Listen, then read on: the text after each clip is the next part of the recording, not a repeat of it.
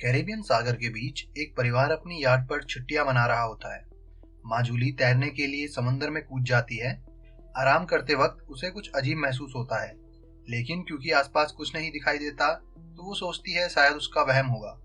कुछ सेकंड बाद उसे फिर से वही एहसास होता है, लेकिन इस बार भी कुछ नजर नहीं आता। लेकिन वो घबरा जाती है और याट की तरफ तैरना शुरू करती है। तभी अचानक कोई उसके पैर खींचने लगता है और वो मदद के लिए चिल्लाने लगती है। उसकी बेटी कैसी हेडफोन लगाकर म्यूजिक सुन रही होती है, इसलिए उसे कुछ सुनाई नहीं देता। पति टॉम और बेटा बेन मछली पकड़ने में बिजी होते हैं। जूलिया पानी के ऊपर रहने की कोशिश करती है, लेकिन मुंह में पानी जाने की वजह से वो चिल्ला नहीं पाती है। थोड़ी देर बाद टॉम को महसूस होता है कि काफी देर से उसने जूलिया को नहीं देखा। वो यार्ड पर उसे ढूंढता है और फिर अपनी पत्नी को खतरे में देखता है। वो बच्चों को बुलाता है और फिर यार्ड जूलिया की तरफ ले जाता है और पानी में कूद जाता है। जल्दी से जूलिया तक पहुंचकर उसे संभालता है और यार्ड की तरफ तैरता है। बच्चे दोनों को ऊपर खींच लेते हैं।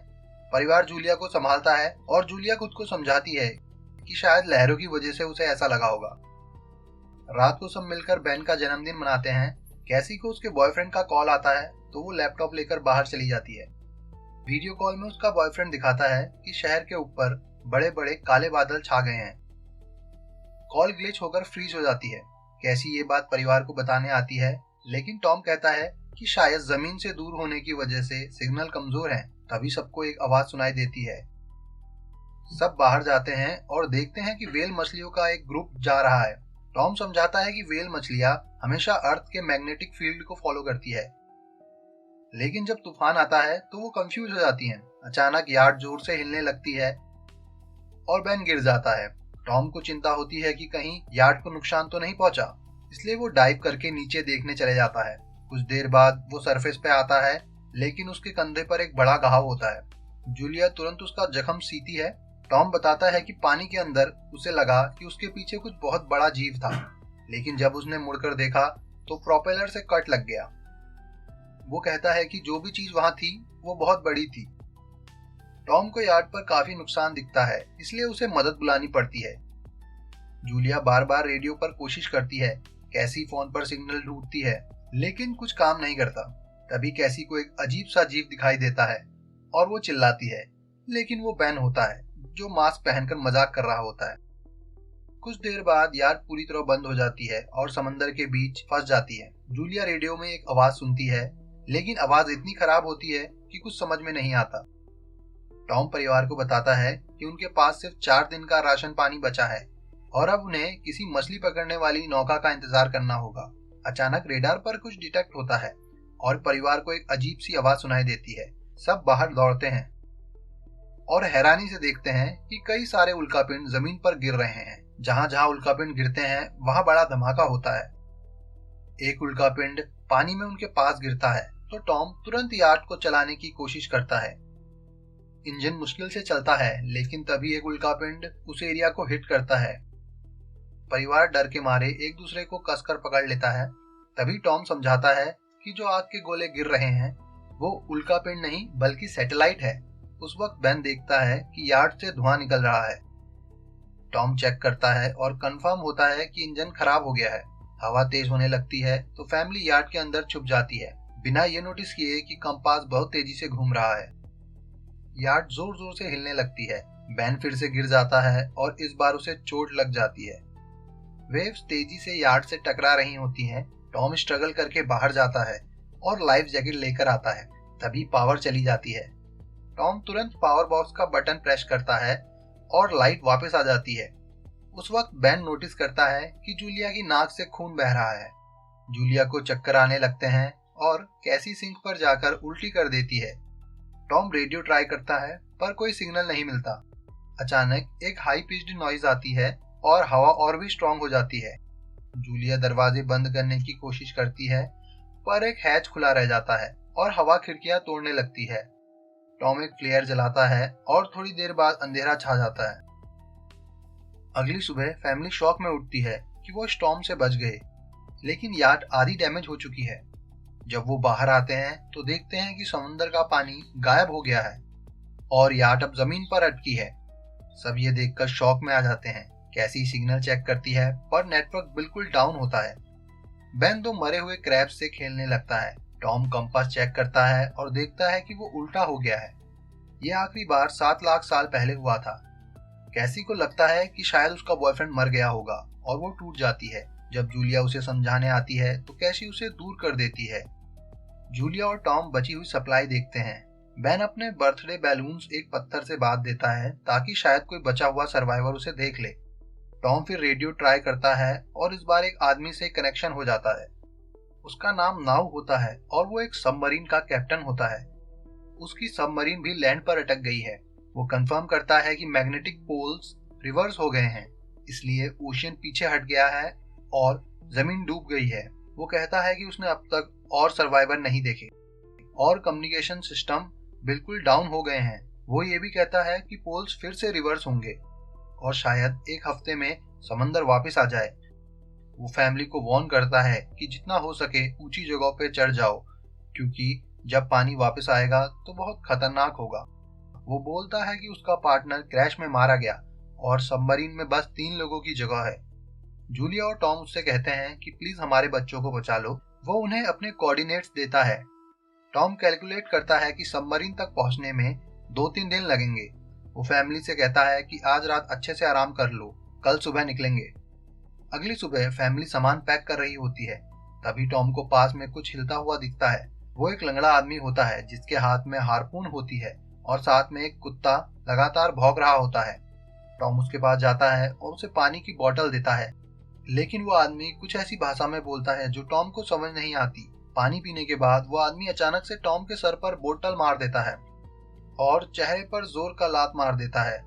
जूलिया डर के मारे भागती है, लेकिन जब तक वो वहां पहुंचती तब तक बहुत देर हो चुकी थी। वो आदमी टॉम के पेट में हार्पून घुसा चुका होता है। टॉम कुछ पल तक तड़पता है और फिर वो आदमी उसकी गर्दन काट देता है। फिर वो आदमी जूलिया के पीछे भागता है और उस पर हार्पून फेंक देता है, जिससे उसके कंधे में चोट आ जाती है। जूलिया दर्द सहते हुए यार्ड के अंदर भागती है और बच्चों को छुपने के लिए बोलती है। वो दरवाजा लॉक कर देती है। कैसी और बेन सोफा के अंदर घुस जाते हैं। जूलिया उन्हें फ्लेयर गन पकड़ाती है और खुद एक चाकू लेकर बाथरूम में छुप जाती है। वो आदमी दरवाजे पे जोर जोर से धक्का मारता है और आखिर में अंदर घुस जाता है। पहले वो थोड़ा खाना उठाता है और फिर यार्ड में इधर उधर ढूंढने लगता है। फिर बाथरूम की तरफ जाता है, लेकिन जूलिया समझदारी से एक छोटे छेद से बाहर निकल जाती है। वो आदमी सोचता है कि जूलिया भाग गई, लेकिन जैसे ही वो धीरे से निकलने लगती है, उसका कुत्ता उसे देख लेता है और भौंकने लगता है। कुत्ता उस पर झपटता है तो जूलिया उसे चाकू से मार देती है।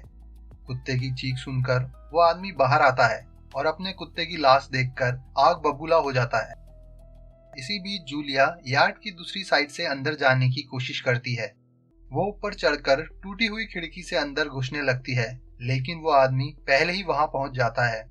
वो उसे पकड़कर जोर से मुक्का मारता है, जिससे वो नीचे गिर जाती है। जूलिया फर्नीचर पकड़कर बचने की कोशिश करती है, लेकिन वो आदमी उसे लात मारकर दूर फेंक देता है। फिर वो उसकी कलाई पर पैर रख देता है ताकि वो चाकू छोड़ दे और फिर उसके बाल पकड़कर उसका चेहरा जमीन पर मार देता है और सोफे पर फेंक कर उसका गला दबाने लगता है।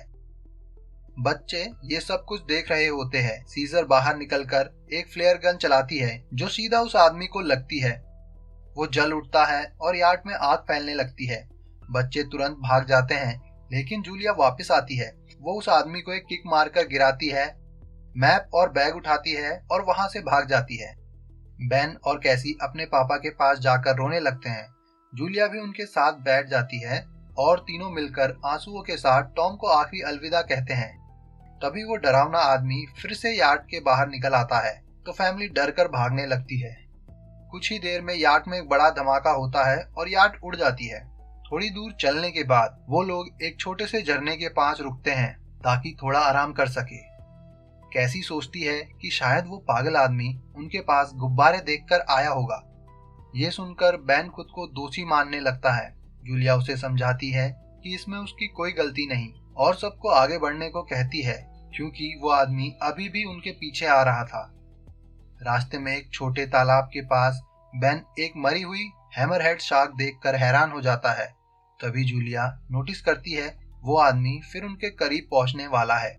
सब लोग दौड़ पड़ते हैं और एक रेत के टीले से नीचे गिर जाते हैं। यहाँ उन्हें जहरीला कचरा दिखाई देता है। फैमिली सावधानी से उसे पार करने लगती है और उन्हें लगता है कि उन्होंने उस आदमी से पीछा छुड़ा लिया है। चलते चलते उन्हें बड़े बड़े मरे हुए सी एनिमल्स और समंदर के नीचे जमा हुआ सारा प्लास्टिक दिखाई देता है। बेन धीरे धीरे चलने लगता है तो जूलिया समझ जाती है कि वो डिहाइड्रेशन के करीब है। वो सबको रुकने को कहती है। जब वो पानी की बोतल देखती है तो उसे झटका लगता है। बोतल में पानी लगभग खत्म हो चुका है। कैसी को एहसास होता है कि शायद उसने बोतल ठीक से बंद नहीं करी थी। जूलिया गुस्से में चिल्लाती है कि उसकी लापरवाही की वजह से पानी खत्म हो गया।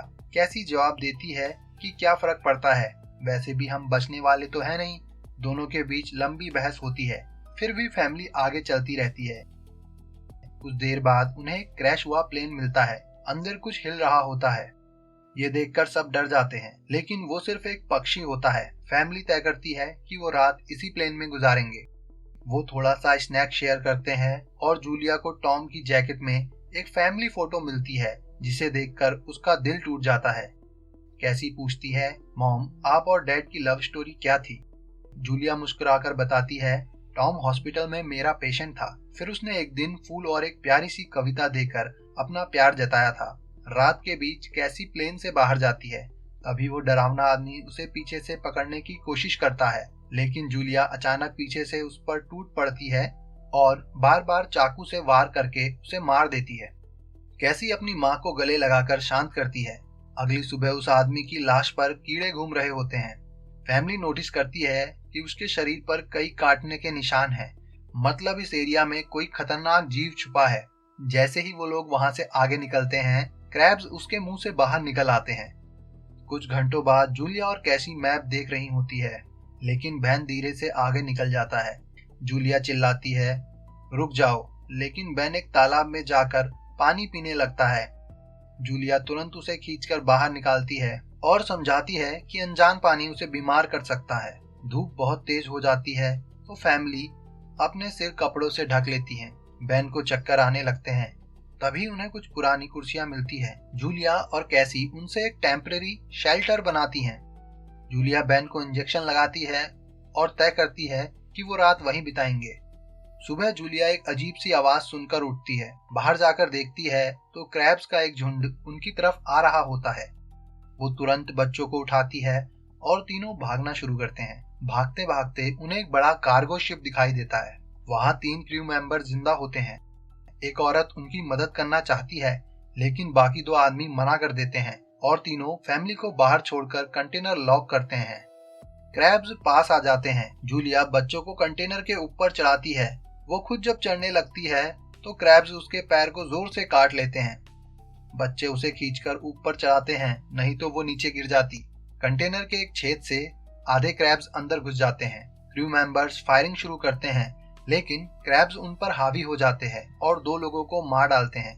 आखिरी आदमी छत के होल तक पहुंचता है, लेकिन क्रैब्स उसे भी नीचे खींच लेते हैं और वो भी मारा जाता है। जूलिया अपने जख्म पर पट्टी बांधती है और बेहोश हो जाती है। कुछ देर बाद जब वो उठती है तो खुद को रेत के तूफान के बीच अकेला पाती है। वो घबराकर बच्चों को ढूंढने लगती है। एक मरी हुई औरत का हथियार उठाती है और जोर जोर से चिल्लाने लगती है। कैसी उसकी आवाज सुनकर लौट आती है और बताती है कि वो और बेन मदद ढूंढने गए थे, लेकिन कोई नहीं मिला। फिर दोनों बेन से मिलते हैं, जिसे एक खुला कंटेनर मिल जाता है। वो तूफान खत्म होने तक वहीं रुकते हैं।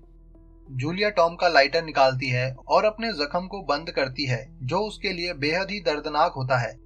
तूफान थमने के बाद उन्हें एक और कंटेनर मिलता है, जिसमें बहुत सारे पानी की बोतल होती है। बॉडीज चेक करते वक्त उन्हें एक रेडियो और एक गन मिलती है। जूलिया नाव से संपर्क करती है और बताती है कि मैप खो गया है। इस पर नाव बताता है कि उन पर एंथ्रोपॉड ने हमला किया था। वो अब ऐसे जीव हैं जो ऑक्सीजन की वजह से पूरी तरह पागल हो चुके हैं। अब नाव फैमिली को जल्दी करने को बोलता है, क्योंकि उसके इंस्ट्रूमेंट्स ने कैलकुलेट किया है कि समंदर उम्मीद से ज्यादा जल्दी वापस आएगा और उनके पास सिर्फ कुछ घंटे बचे हैं। वो एक फ्लेयर शूट करता है और फैमिली उसी दिशा में चलना शुरू करती है। लंबी वॉक के बाद फैमिली को एक टूटा हुआ टॉयलेट मिलता है, जिसमें बेन पेशाब करता है। अब वो लोग आखिरकार सबमरीन को पास ही देख लेते हैं। लेकिन वहां पहुंचने के लिए उन्हें एक बड़ा चट्टानी रास्ता पार करना होगा। जैसे ही वो रास्ते से गुजरते हैं, दीवारें हिलने लगती है और पत्थर गिरने लगते हैं, जिससे एक भयानक रॉक स्लाइड हो जाता है। जूलिया तुरंत अपने बच्चों को साइड में धक्का देकर और खुद भी पीछे हट जाती है ताकि कुचली ना जाए।